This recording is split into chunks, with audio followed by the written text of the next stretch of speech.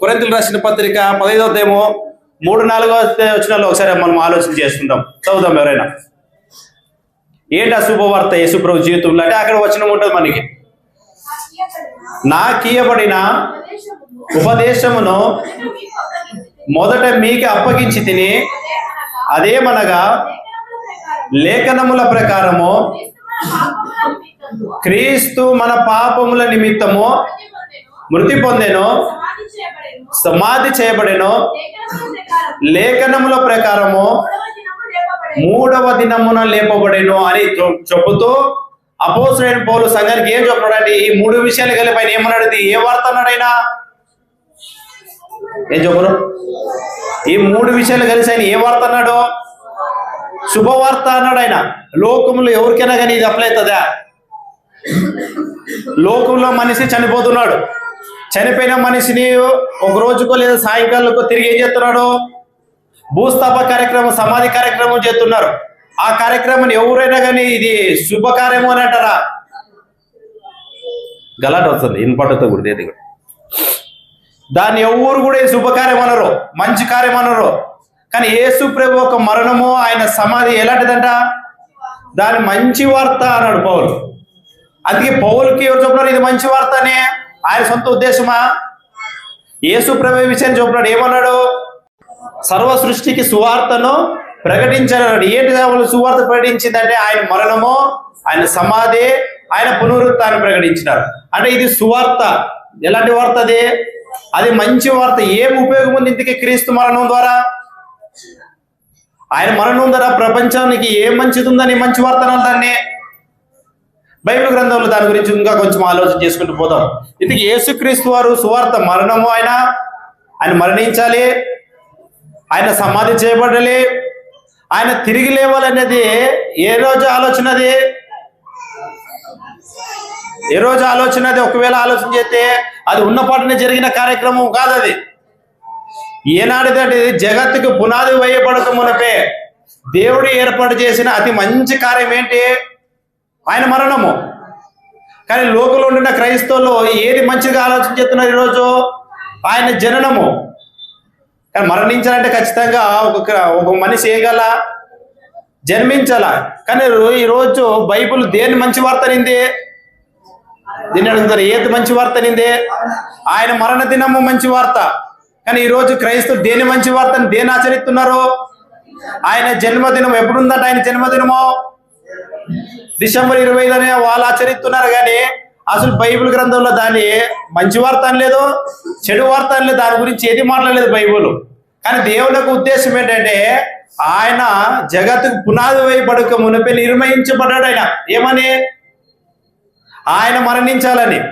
ఎక్కడుంటున్న ఆ మాటలో లేదా ఎఫెసీయులకు రాసిన పత్రిక చదవగా రాసుకోండి. ఎఫెసీయులకు రాసిన పత్రిక 1వ అధ్యాయము 4-5-6 వచనాలు మనం ఆలోచన చేస్తే అది దేవుని యొక్క దయ సంకల్పము. ఏది? యేసుక్రీస్తు యొక్క మరణం అనేది అది ముందుగానే దేవుడు ప్లాన్ చేసినాడు. పేతురు రాసిన మొదటి పత్రిక 1వ అధ్యాయము 19-20 వచనాలు కూడా మనం ఒకసారి ఆలోచన చేద్దాం. చదువుదాం ఎవరైనా. చదవండి. పేతురు రాసిన మొదటి పత్రిక 1వ అధ్యాయము 19-20 వచనాలు. అమూల్యమైన రక్తము చేత అనగా నిర్దోషమును నిష్కలంకమునగు గొర్రె పిల్ల వంటి రక్తము చేత విమోచింపబడితిరని మీరెరుగుదురు కదా. యేసు ప్రభు గురించి అంటే ఈ విధంగా ఆయన రక్తం కార్చాలి.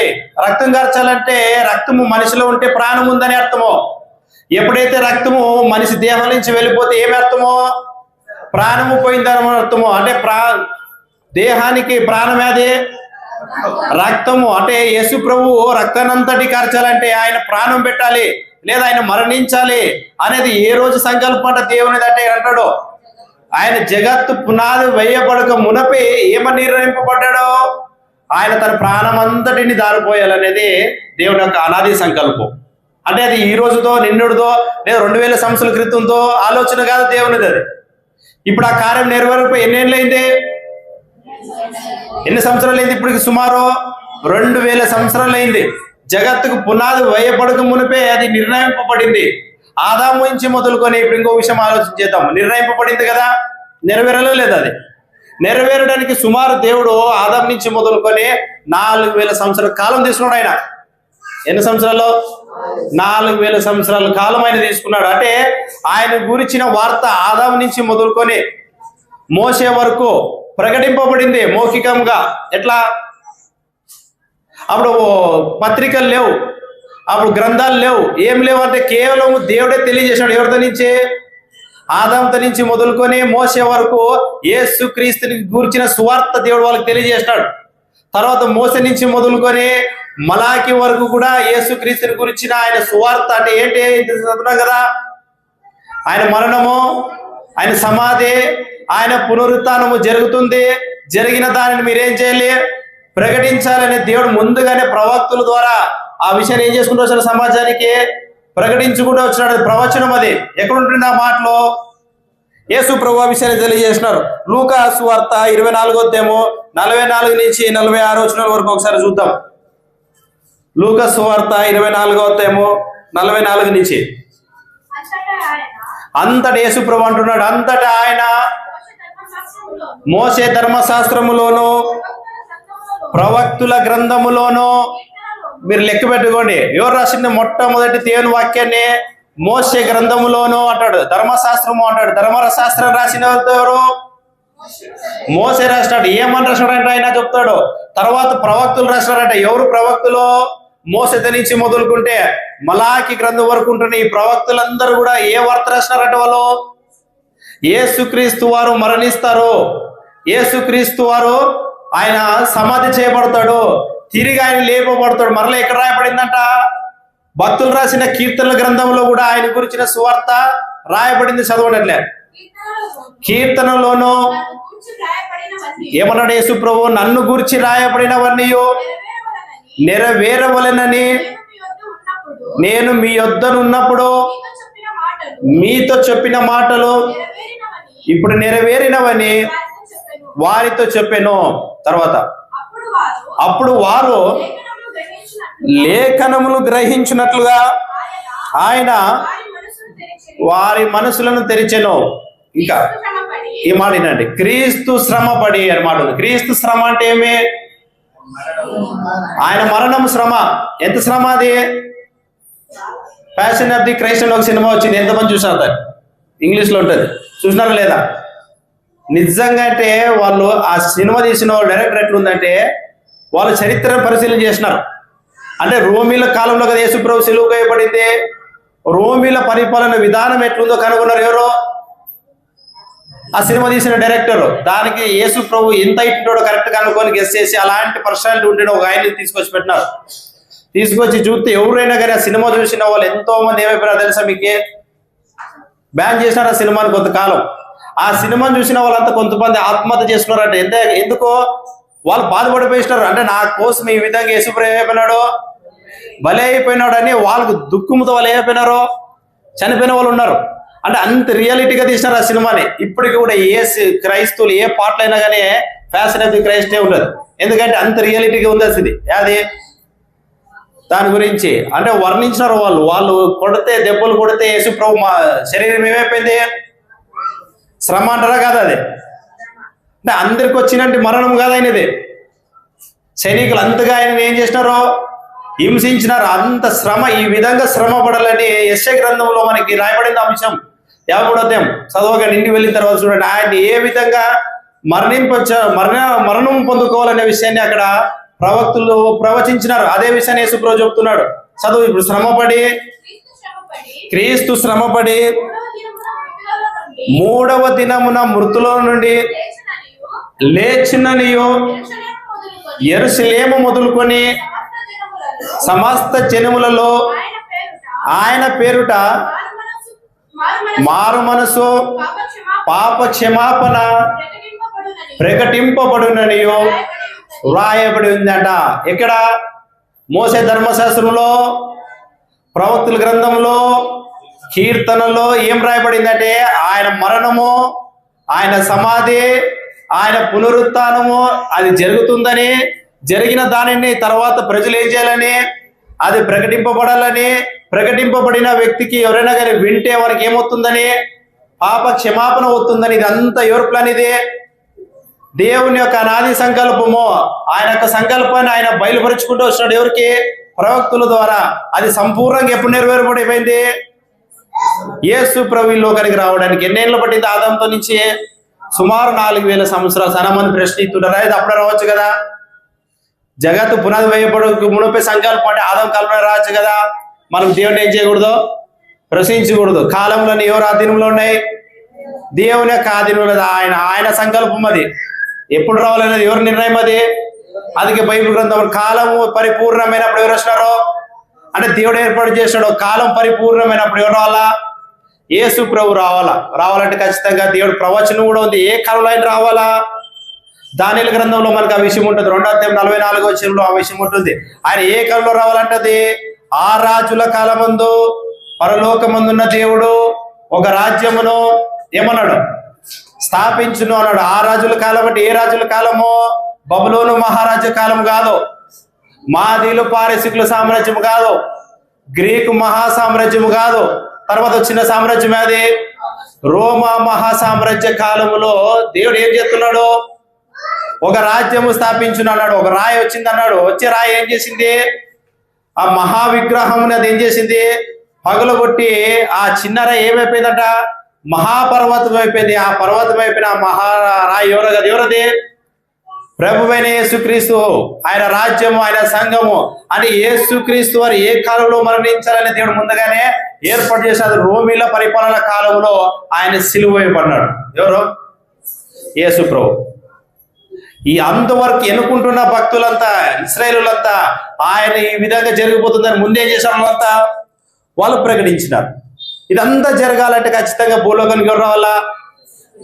ప్రవచనంలో ఉంటున్న యేసుక్రీస్తు ఆయన మరణం జరగాలంటే ఖచ్చితంగా ఆయన ఈ భూలోకానికి రావాలా లేదా? ఎలాగ రావాలి ఆయన? అది కూడా సంకల్పమే. ఎలాగ రాలి యేసు ప్రభు ఈ లోకానికి? చాలా మంది లోకం ఏమనుకుంటుందంటే యేసు ప్రభు జీవితము మరియమ్మ గర్భంలో నుంచి ప్రారంభమైందని అనుకుంటుంటారు. అంతవరకేనా? మత్తయి సువార్త నుంచి ఆయన జీవితం అని ఉంది. అందుకు ముందు ఇంకా లోకంలో ఎంత గొప్ప వాళ్ళు ఉన్నారో ఆ యేసు ప్రభు జీవితం ఈ చరిత్ర ఎంతకాలం ఉంది? కేవలం 2000 సంవత్సరంలో యేసు ప్రభు చరిత్ర అని లోకం అనుకుంటుంది. అది నిజం కాదు. ఎందుకంటే ఆయన జగత్తు పునాది వేయబడక మునిపే ఆయన ఉన్నాడు. కలిగి ఉన్నది ఏది ఎవరు లేకుండా కలిగలేదు? ఆయన లేకుండా కలగలేదు. అంటే కలిగించిన ఆయనే లోకానికి రాబోతున్నాడు. ఆయన ఎందుకోసం రాబోతున్నాడు? ఆయన మరణించడానికి రాబోతున్నాడు. ఆయన మరణం ఎందుకోసమో?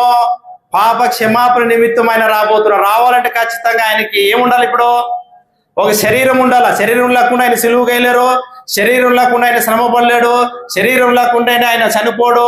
ఆయన సమాధి చేయబడు, తిరిగి లేడు. ఇవన్నీ జరగాలంటే ఆయన ఏం ధరించుకోవాలా? శరీరం ధరించుకోవాలి. ఎలాంటి శరీరం ధరించుకున్నాడు ఆయన? మనలాంటి మానవ శరీరం ధరించుకున్నాడు. ఆయన జన్మ ఎలాంటిది? మనలాంటి జన్మ కాదు ఆయనది. మనం పుట్టినట్టుగా, మనము పెరిగినట్టుగా ఆయన గర్భంలో ఆ విధంగా మనలాంటి జన్మ ఆయనది కాదు. ఆయన ప్రత్యేకమైన జన్మ. ఎక్కడి నుంచి మన ఉనికి ఎక్కడి నుంచి ప్రారంభమో? మన ఉనికి తల్లి గర్భం నుంచి ప్రారంభమైతే యేసుప్రభు ఉనికి దానికి ముందు నుంచి ఆయన ఉన్నాడు. కేవలం మరియమ్మ గర్భంలో ఆయన శరీరం మాత్రమే రూపొందుతుంది, కానీ ఆయన అంతకు ముందు ఆయన ఉన్నాడు. ఆయన మరియమ్మ గర్భంలోనికి ప్రవేశించి అక్కడ శరీరాన్ని దలుస్తాడు ఆయన. దీని గురించిన ప్రవచనం ఎక్కడుంటుంది? యెషయా గ్రంథం 7వ అధ్యాయం 14వ వచనంలో ఉంటుంది. కన్యక గర్భవతి ఏమంటది? కన్యక చదవండి ఒకసారి. యెషయా గ్రంథము 7వ అధ్యాయం 14వ వచనం.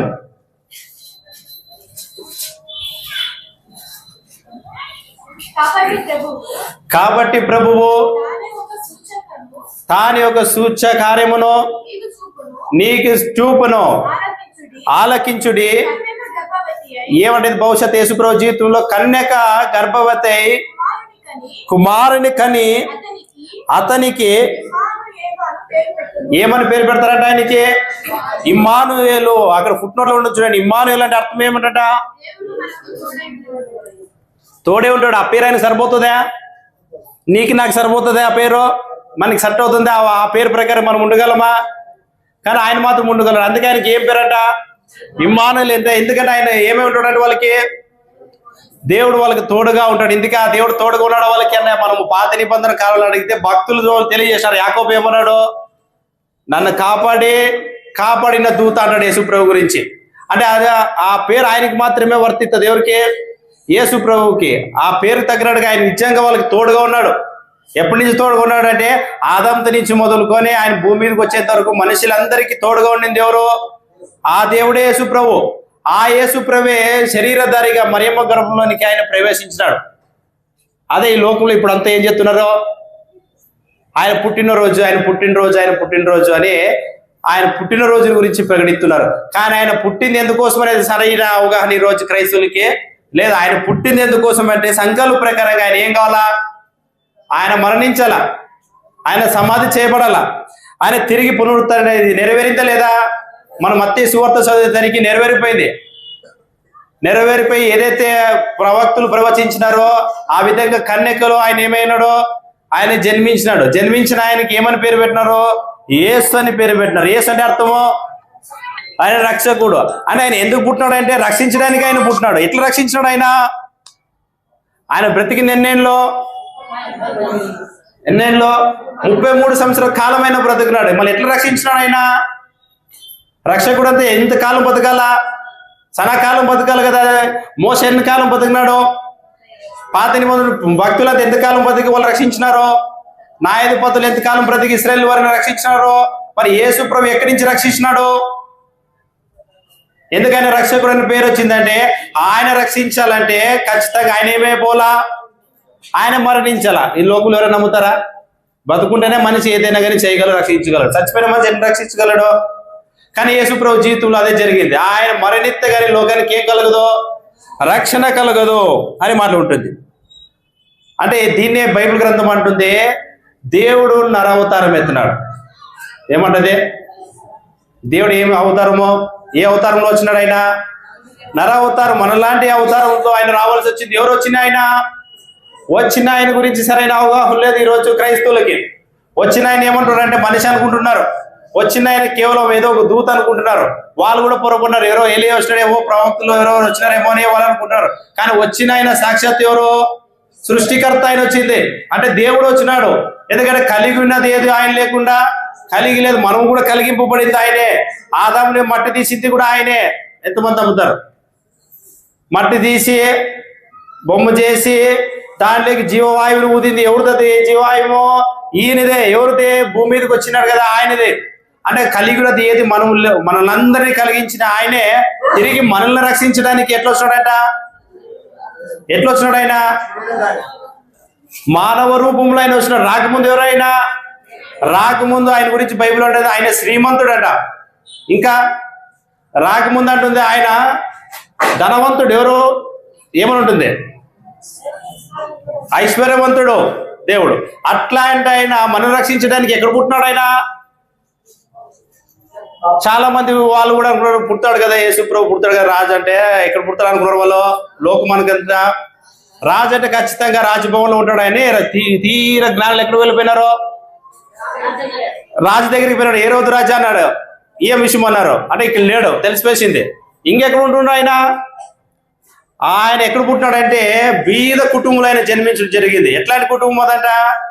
పోనీ వాళ్ళు ఆ కుటుంబం ఏమన్నా పెద్ద ఉద్యోగస్తుల కుటుంబం అంటే కాదు. ఎవరంట వాళ్ళ తండ్రి? మరియమ్మ భర్త ఎవరు? యోసేపు. ఏం పని ఆయనది? ఒట్లవాడు. ఆయనకి ఏమని పేరు వచ్చింది? మళ్ళీ ఒట్లవాడు కుమారుడు అనే పేరు వచ్చేసింది ఆయనకి. ఎందుకంటే ఆ కుటుంబంలో ఆయన ఏం చేసినాడు? జన్మించినాడు. ఖచ్చితంగా శ్రీమంత కుటుంబంలో పెడితే వాడిని ఏమంటాడు? ఒట్లవాడు అంటాడా? అన్నాడు. ఎందుకు తగ్గించుకున్నాడు ఆయన? అంటే సృష్టికర్త. కలిగి ఉన్నది ఏది ఆయన లేకుండా కలగలేదు. అట్లాంటి గొప్ప ఆయన తను తాను తగ్గించుకొని ఈ లోకానికి వచ్చినాడు. ఎందుకోసమో? మరణించడానికి ఆయన వచ్చినాడు. మరణం వల్ల ఏం జరిగిందని ప్రపంచానికి కలగబోతుంది? ఆయన రక్షించడానికి ఈ లోకానికి వచ్చినాడు. రావడానికి ముందు అంటాడు కదా, అబ్రాహాము ప్రకటించడం లేదు ఆయన గురించి. ఎక్కడున్నది? అబ్రాహాము ఆయన గురించి ప్రకటించినాడు. కలలు కన్నాడు అబ్రాహాము. గలితులు రాసిన పత్రికలో సువార్త ముందు అబ్రాహాము ప్రకటింపబడింది. గలితులు రాసిన పత్రిక 3వ అధ్యాయము 8వ నుంచి ఒకసారి చూద్దాం. గలితులు రాసిన పత్రిక 3వ అధ్యాయము 8 నుంచి. నీ యందు అంటే అబ్రాహాము గురించి, నీ యందు అన్యజనులందరూ ఆశీర్వదింపబడుదురు. ఎవరి ద్వారా? ఏ వ్యక్తి ద్వారా? దేవుడు ఎవరిని ఎన్నుకున్నాడంట? గలతీ 3:8. దేవుడు విశ్వాసమూలముగా అన్యజనులను నీతిమంతులుగా తీర్చునని లేఖనము ముందుగా చూచి నీ యందు అన్యజనులందరూ ఆశీర్వదింపబడుదురని ఎవరు ప్రకటించినారు సువార్త? అబ్రాహాముకే దేవుడు ప్రకటించినారు. అంటే అబ్రాహాముకి తెలిసిపోయింది ఈ లోకానికి ఎవరు రాబోతున్నాడు? యేసు ప్రభు రాబోతున్నాడు. చొప్పిన ఆయనే వచ్చినాడు అక్కడికి. ఎందుకంటే అబ్రాహాముతో మాట్లాడిన దేవుడు ఎవరు? అబ్రాహాము కనపడిన దేవుడు ఎవరు? అబ్రాహాము చూసిన స్వరూపము, ఆ స్వరూపం ఎవరిదేది? అది యేసు ప్రభుదే. ఆయన అక్కడ చెప్పి తర్వాత ఆయన ఏమైనాడో శరీరధారి లోకానికి ఆయన వచ్చినాడనే సువార్త ముందుగానే అబ్రాహాముకి తెలియజేయబడింది. అట్లా దానికి ఆ ప్రకారంగా ఎవరిని ఎన్నుకోవడం జరిగింది? శరీరం కావాలంటే యేసు ప్రభుదే, మరే శరీరం కాదు. మనలాంటి శరీరం కావాలంటే ఎవరిని చూసుకున్నాడు ఆయన? అబ్రాహాము తీసుకొని అబ్రాహాము సంతానంలో నుంచి ఎవరు తీసుకొచ్చినాడు? ఆయన క్రీస్తు యొక్క శరీరాన్ని తీసుకొని వచ్చినాడు. అట్లా యేసు ప్రభు ఈ లోకానికి రాకముందు ఆయన ఏమేమన్నాడు? ఇంటికి ఇప్పుడు మనం అంటున్నాం కదా, ఆలోచన చేస్తున్నాం ఏమని? క్రీస్తు సువార్త, యేసు క్రీస్తు సువార్త, ఆయన మరణము, ఆయన సమాధి, ఆయన పునరుత్థానం వలన ఏం కలుగుతుందంటే మనిషికి పాప క్షమాపణ కలుగుతుంది. ఇది రావడానికి ముందే ఆయన ఏమేమన్నాడు? ఇంటికి ఎవరైనా ఆయన దేవుడు. అబ్రాహామే అన్నాడు ఆ మాట, నేను అబ్రాహాము పుట్టక మునిపే నేను ఏమైనానో నేను ఉన్నవాడను అన్నాడు. వాళ్ళకంతా షాక్ అయిపోయినారు ఎవరు అక్కడ ఉంటున్న యూదులు. నీకు ఇంకా ఇప్పటికి దగ్గర 50 ఏళ్ళు కూడా నీకు లేవు. మా అబ్రాహాం చచ్చిపోయి ఇప్పటికి సుమారు 2000 సంవత్సరాలు అవుతుంది. నీకు 50 ఏళ్ళు కూడా లేదు. నువ్వు ఎవరిని చూస్తాడంటే ఆయన అబ్రాహాము నన్ను చూస్తాడంటే ఉన్నావు కదా, నీకేమైనా పిచ్చి పట్టిందా? అప్పుడు ఆయన నేను అబ్రాహాము పుట్టక మునిపే నేను ఏమే ఉన్నానో నేను ఉన్నాను అన్నాడు ఆయన. అందుకే సిలువ వేసుకుంటున్నారు ఎవరిని? యేసు ప్రభుని. అంటే వచ్చిన ఆయన ఎలాంటి ఆయన? మామూలు మనిషి అయితే కాదు. వచ్చిన ఆయన ఎవరంటే సాక్షాత్తు ఆయన దేవుడు. దేవుడే మనల్ని రక్షించడానికి ఎలాగొచ్చాడంటే ఆయన ఒక మానవ శరీరంతో వచ్చి మనలందరి పాపం నుంచి విమోచించడానికి ఆయన సిలువలో తన రక్తాన్ని కార్చినాడు. ఇప్పుడు మనిషికి ఎట్లా రక్షణ అవుతుంది ఆయన మరణం ద్వారా? ఆలోచన చేద్దాం. ఎప్పుడో ఇప్పుడు మనిషికి ఎట్లా రక్షణ అవుతుంది? ఆయన చచ్చిపోయి ఇప్పటికి ఎన్ని సంవత్సరాలు అయింది? 2000 సంవత్సరాలు అయింది. మనం పుట్టి ఎప్పుడైంది? మనం పుట్టి ఎన్ని సంవత్సరాలు అయింది? ఏం చెప్పరు? 100 ఏళ్ళు అయిందా? 70 ఏళ్ళు అయింది, 80 ఏళ్ళు అయింది, ఇంకా 10 ఏళ్ళు లేదు, 30 ఏళ్ళు లేదు, 20 ఏళ్ళు లేదు. ఆయన ఎప్పుడో చచ్చిపోయినాడు. మనం ఇప్పుడు పాపలే ఉన్నాము. మళ్ళీ మనకి ఎట్లా మోక్షము? ఇప్పుడు ఆ కాలంలో ఉన్నట్టయితే రక్షింపబడే వాళ్ళం అని చాలా మంది అంటూ ఉంటారు. ఇప్పుడు లేడు కదా యేసుప్రభు అంటుంటారు. ఆ కాలంలో ఉన్న వాళ్ళని అయితే యేసుప్రభు ఏం చేశాడు? వాళ్ళు స్వస్థపరిచినాడు. ఆ కాలంలో ఉంటున్న వాళ్ళని అయితే యేసుప్రభు వాళ్ళు ముట్టినాడు. ఆ కాలంలో ఉన్నట్టయితే ఎదురుగా ఉంటున్న వాళ్ళ పాపాలు ఆయన ఏం చేసినాడో క్షమించడా లేదా? పాపములు క్షమించడానికి యేసుక్రీస్తుకి ఏమి ఇవ్వబడింది? అధికారం ఆయనకు ఉంది. కాబట్టి ఆయన బ్రతికున్నప్పుడు ఎంతో మంది పాపాలు ఆయన ఏం చేసినాడో క్షమించినాడు. సిలువ మీద ఉంటున్న దొంగను కూడా ఆయన ఏం చేసినాడో క్షమించినాడు. మళ్ళీ ఇప్పుడు ఆయన లేడు కదా. ఇప్పుడు క్రైస్తవులకి ఏం ఉపయోగం ఆయన వలన? లోకంలో ఉంటున్న వాళ్ళకి ఏం ఉపయోగం ఆయన వలన అంటే ఆయన మరణము ఇప్పటికి కూడా ఇంకేం చేస్తుంది? ఆయన రక్తము. ఇప్పుడు మనం ఏం చేయాలా? పాపి అయిన మనిషి, నేను పాపిని అని ఏ మనిషి అయినా గ్రహించినట్టయితే ఆ పాపికి క్షమాపణ కావాలంటే ఖచ్చితంగా యేసు ప్రభు రక్తాన్ని తాగాల్సిందే. వాళ్ళు ఏం చేయాలా? తాగాలంటే ఆడుంది ఎరుసలేములో కదా ఆయన చనిపోయింది. తాగాలంటే ఎట్లా తాగాలా? ఆయన రక్తం మన మీద ఎట్లా ప్రోక్షింపబడుతుంది? మనం ఎట్లా ఆయన రక్తం మనం ఎట్లా కడుగుపడతామో? ఇదంతా ఎట్లా జరుగుతుంది? రక్తం ఏడుంది అని అంటుంటారు చాలా మంది. సరే, యేసుక్రీస్తు వలన ఆయన రక్తం వలన మీకు పాప క్షమాపణ కదా, ఆయన రక్తం ఏడుంది అంటూ ఉంటారు. ఎప్పుడైనా క్వశ్చన్ ఎప్పుడు విన్నారా లేదా? పోనీ మీకన్నా డౌట్ వచ్చిందా? అవును, ఆయన చచ్చిపోయిన ఏళ్ళే 2000. నేను పుట్టింది ఎప్పుడు? ఆయన చచ్చిపోయి 2000 సంవత్సరాల తర్వాత పుట్టాను. నేను ఇప్పుడు పాపని. ఇప్పుడు ఆయన రక్తం నా పాపలు ఎట్లు పోతాయని ఎప్పుడైనా డౌట్ వచ్చిందా? ఇప్పుడు కూడా చాలా మంది ఇట్లా అంటారు, తీసుకురాపోయి యేసుప్రభు రక్తం అంటూ ఉంటారు. పాత నిబంధనలు అయితే వాళ్ళు గొర్రెపిల్లను చంపి ఆ రక్తం తీసుకుపోయి ఏం చేసేవాళ్ళు? ప్రతి సంవత్సరము మందిరంలో ప్రోక్షించేవాళ్ళు. యేసుప్రభు రక్తం తీసుకొచ్చి ప్రోక్షించి వాళ్ళ పాపాలు అంటే పోతాయి కదా అంటుంటారు. దీనికి బైబిల్ గ్రంథం ఏం తెలియజేసింది? ఒక మంచి మాట ఒకటి ఉంది. ఈ రోజుల్లో ఎవరైనా పాపి అనే ఒక విషయం గ్రహించినట్టయితే ఒక వ్యక్తి ఇప్పుడు నా పాపానికి క్షమాపణ ఎట్లా అని ఎవరైనా ఆలోచన చేస్తే బైబిల్ గ్రంథం ఏం తెలియజేసిందో ఒకసారి ఆలోచన చేసుకుంటూ మనం ముందుకు వెళ్ళిపోదాం. మా లోకంలో ఒక సామాన్యమైన ఒక విషయం ఒకటి ఉంది. ఇది అందరికీ తెలిసిన విషయం. ఇది ఇశ్రాయేలుతో నుంచి అందరికీ ప్రసిద్ధి చెందింది. ఏంటంటే పాపాలు క్షమించబడాలంటే ఏం అవసరమో? రక్తం అవసరం అనేది సామాన్యమైన విషయం, అందరికీ తెలిసిపోయింది. ఇది ఏమని? మనిషి పాపాలు పోవాలంటే ఖచ్చితంగా ఏం కావాలన్నారు వాళ్ళు? రక్తము కావాలన్నారు. ఎక్కడుంటుంది ఈ మాట? ఏప్రిల్ రాసిన పత్రిక 9వ అధ్యాయం 22వ వచనంలో మాట ఉంటుంది. చదువుదాం ఒకసారి. అక్కడ అందరికి సామాన్యమైన విషయం ఇది. చదువుదాం. ఏప్రిల్ రాసిన పత్రిక 9వ అధ్యాయం 22వ వచనం. మరియు ధర్మశాస్త్ర ప్రకారము సమస్త వస్తువులను రక్తము చేత శుద్ధి చేయబడిననియో.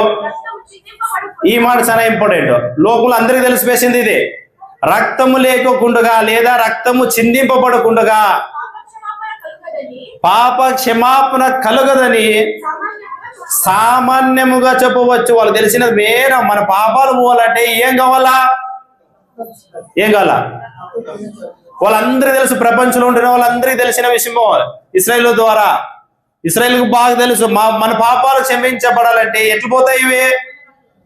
ఎన్నెన్నో కార్యక్రమాలు చేత పోతాయా? ఈ లోకంలో అంటూ ఉంటారు, ఏం కార్యక్రమాలు చేస్తే మన పాపాలు పోతాయి? ఏం చెప్పరు కదా. మనుషులు చేస్తుంటారు కొన్ని పుణ్యకార్యాలు మనము చేయాలా, అన్నదానము చేయాలా, రక్తదానము చేయాలా అని చేస్తూ ఉంటారు. ఏమొస్తుందంటే వాళ్ళకి ఏమొస్తుంది? వాళ్ళ పాపాలు పోతాయని వాళ్ళు అనుకుంటున్నారు.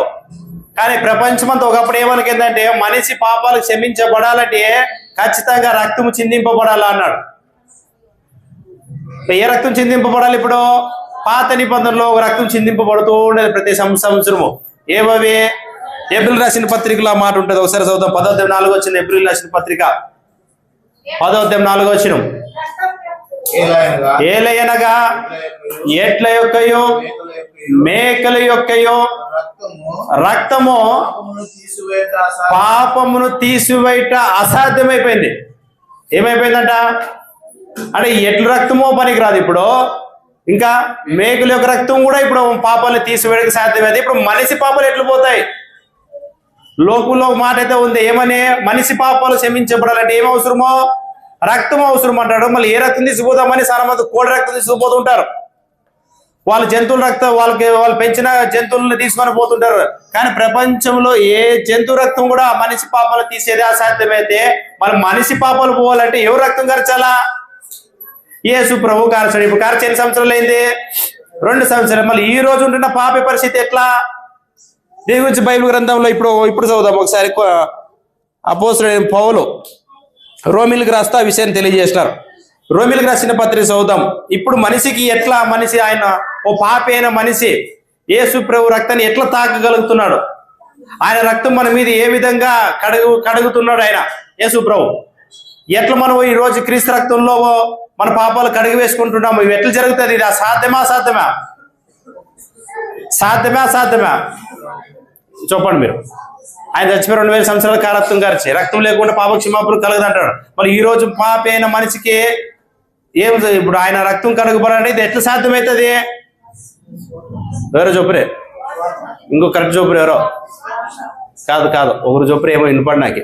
విశ్వాసం వలన ఎట్లయితుంది? అదే విశ్వాసం వలన. వాళ్ళు అంటున్నారు చూడండి ఒకసారి. రోమిలకు రాసిన పత్రిక 5వ అధ్యాయం 8 నుంచి 10 వచనం. దాన్ని నమ్మాల మనిషి.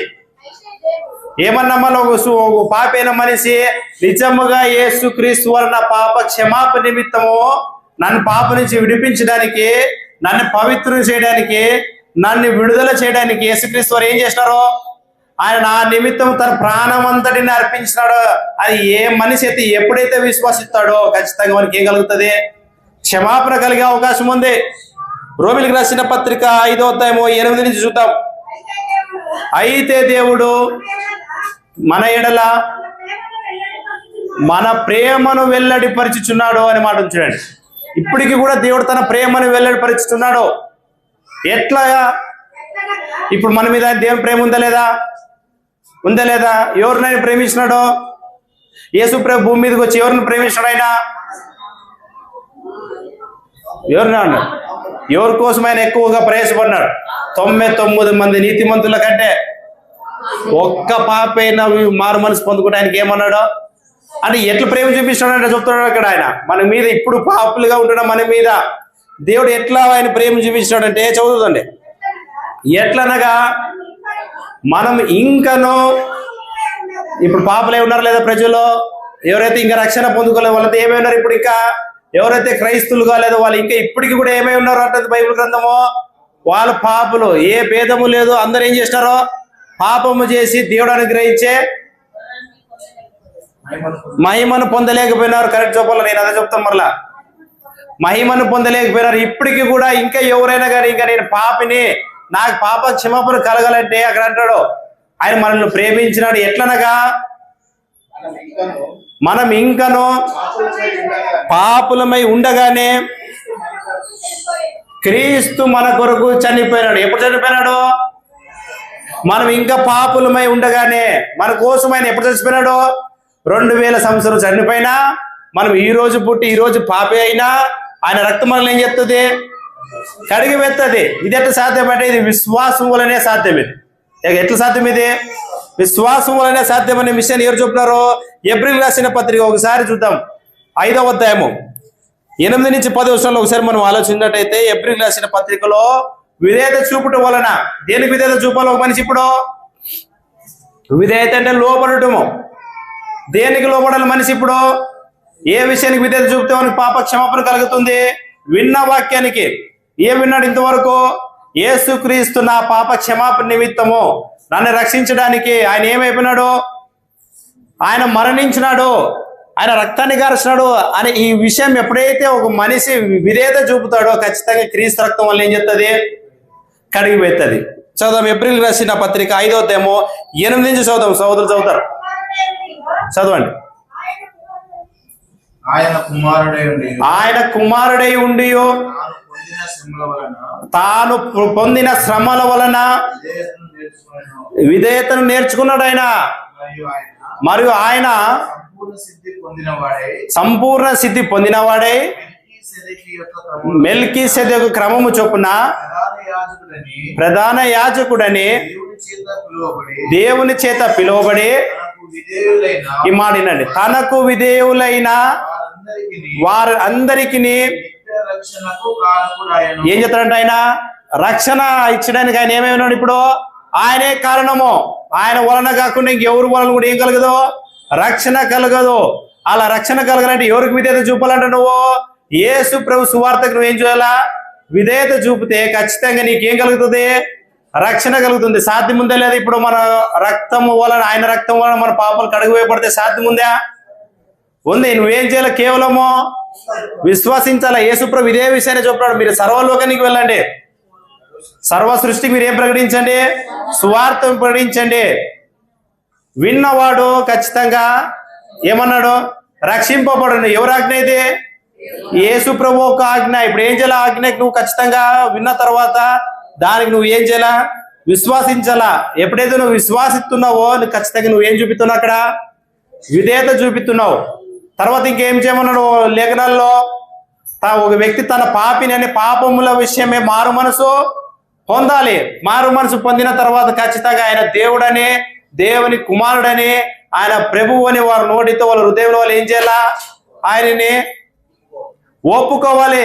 ఏమని ఒప్పుకోవాలి? ఆయన్ని వచ్చిన ఆయన సామాన్యమైన వ్యక్తి కాదు. వచ్చిన ఆయన ఎవరు? ఆయన సాక్షాత్ అయిన దేవుడు.